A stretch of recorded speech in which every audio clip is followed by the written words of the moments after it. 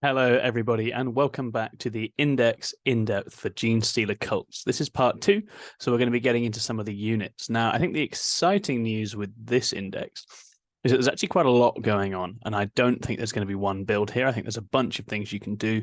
So this is only my initial run-through. It doesn't feel as solvable as some of the others, and I think you can really try almost anything and see how you go when you've got regenerating troops. That makes it a little bit easier. But today what I'll do is run through some of the standout leaders, units, and vehicles that I've spotted, talk about how I can see them being used, and give you some initial sort of starting points to go about getting your teeth into the index.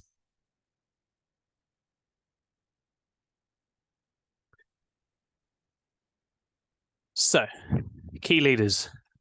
I think all the little leader characters look really good and they're priced very cheaply. So you can experiment with a lot of these. Shout out to the Patriarch. That's definitely very viable and runs well with pure strains. Just didn't fit him into my top 5. So the Primus. The Primus gives you the option to redeploy 3 units before the battle. Very useful. Means you can put more stuff in reserves. Means you can psych out the opponent or refuse flank them. Switch up your deployment. Play some tricks. I really, really like that. He also gives the unit that he's attached to full rerolls to hit. So shove him in a neophyte squad or an acolyte squad and watch them absolutely blend or take things apart in shooting. Really, really like the Primus. Think you're definitely going to want him in the list. The Nexus is very nice because it lets you chain stratagems by allowing his unit to do a stratagem for free, even if it's already been used. That's a massively powerful buff, and we have a bunch of awesome stratagems, so I think the Nexus becomes really nice. And he also has the ability to move an ambush marker in either command phase 6 inches, which gives you a lot of psych out power with bringing units back via cult ambush. So once again, the Nexus is pivotal. I think he's a sensational unit. I'm putting the Abominant in. He's a heart pick. I think Aberrants look really fun. The Abominant gives them an enormous hammer unit in the squad. He gives Aberrants sustain hits 1 on their hammers. He himself is a very tanky boy with a 4-up, feel no pain, and on a 2-up, he gets back up the first time he dies, so he can help the unit soak up damage. I think he's a wonderful pick and will really amp up an Aberrants unit. The Jackal Alphas is extremely funny. Atalan Jackals, as we'll talk about in a moment, do mortal wounds, and basically you can combo the Jackal Alphas with an enhancement to do a bunch of additional mortal wounds. So it's a really nice spotter to attach to an Atalan Jackals unit. I think you probably want one for every Atalan Jackals squad that you run. Then the Acolyte Icon Ward. I really like the Icon Ward because he just gives the unit a flat 5-up, feel no pain. Really nice on a neophyte brick or a combat squad of metamorphs or acolytes to just make it that bit more durable, help it stick around and get into the fight. So I think durability buffs where you can find them are invaluable. And I think all of these characters are really viable and will definitely see play.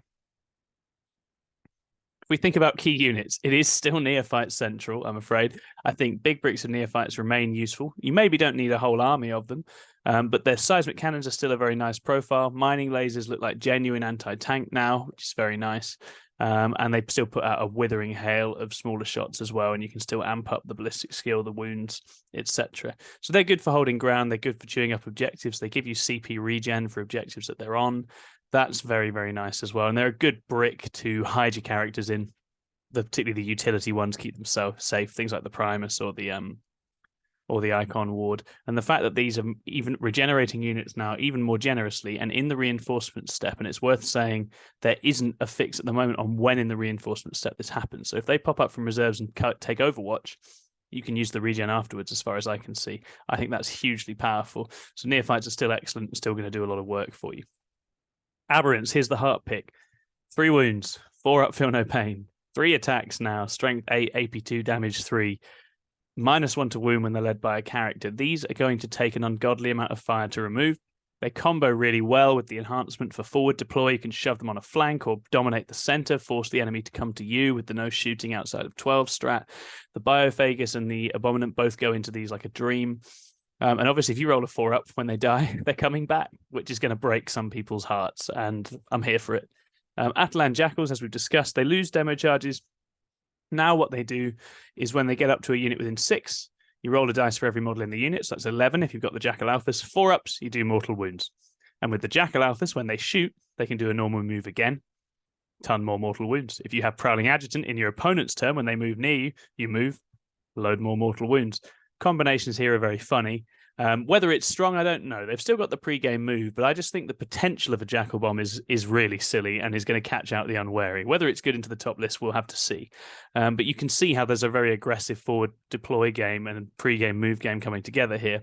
And next up in that plan is the Pure Strain Gene Stealers. Now with the Patriarch, these go through the roof. They get devastating wounds. He's a little melee blender in his own right. They can infiltrate. So you can have a ton of these on the line. Use the forward pressure, and if you go second, you can get them out of harm's way using the Primus redeploy. Although, actually, no, I'm not sure when the redeploy would be, actually. You may not be able to use that yet after you know the turn roll. We need to see when the sequencing for that is. But nonetheless, infiltrating Gene Stealers hiding around the board, very nice, drawing the opponent out onto your units. So, yeah, a cool suite of stuff. I think Acolytes Metamorphs with hand flamers and weapons built in will definitely be useful, but we need to see how it all fits together. Next up, we've got your key vehicles. I love the Goliath Rock Grinder. It's a bit expensive, 155 points now, but it can essentially do a bunch of mortal wounds. It's got impact mortals built into its datasheet. You can use tank shock on it. Then it's got a nice number of attacks with sustained hits on its melee weapons, and it can take the improved mining laser or seismic cannon to do decent damage at range as well. It's also firing deck now, so anything inside it with hand flamers can shoot out, which is very fun. Achilles Ridge Runners look really interesting to me. If they hit a unit, then with Crossfire, the rest of your army gains an additional AP when shooting at it. I think for comboing off your shooting, this is massive. They've got decent weapons. You can take them with the artillery shells. You can take them with the missiles or the mining laser. They all look valid to me. And all of the upgrades bring something as well. You can get Ignores Cover. You can get 3-up accuracy. You can gain the smoke keyword. So I think 1 or 2 Ridge Runners helping the rest of the army sing and helping get that extra AP on will be absolutely massive for GSC. Finally, right, it's an indirect world coming up. There's going to be a lot of artillery.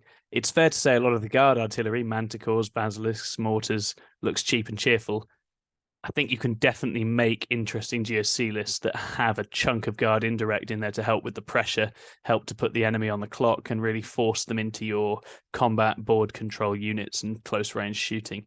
I'm sure we'll see people experiment with this. I think it's probably more fun to just do pure GSC, and I think there's a lot you can do with it, but I'd be wrong not to flag up guard indirect as a possible direction you could go in. Okay, thank you very much for this. Get out there, enjoy the book. Let me know what sorts of things you stumble across. As I say, this feels like a slightly mad index, so I think there's going to be tons of different things people can do. And I really look forward to seeing what lists are like. Let me know in the comments if there's anything I've missed that you really like, anything you've been trying that you really value. Thanks so much for watching this. Obviously, we at 6++ are trying to put out as much content as we can with these index in-depth at the moment, cover the entire range. We also have our regular podcast show. We go live in the UK at 8:30 on Tuesday nights with that 6++ show. Me and the guys are on there every week. We hope to see you there. And there's a bunch of other stuff coming soon as well. So I'm really excited to run GSC and some bat reps. So as soon as I get that done, we'll get those out to the channel and you can have a look at my forward deploying aberrants and whether that actually proves to be a masterstroke or just a disaster. Who knows? We'll find out. See you next time. Bye-bye.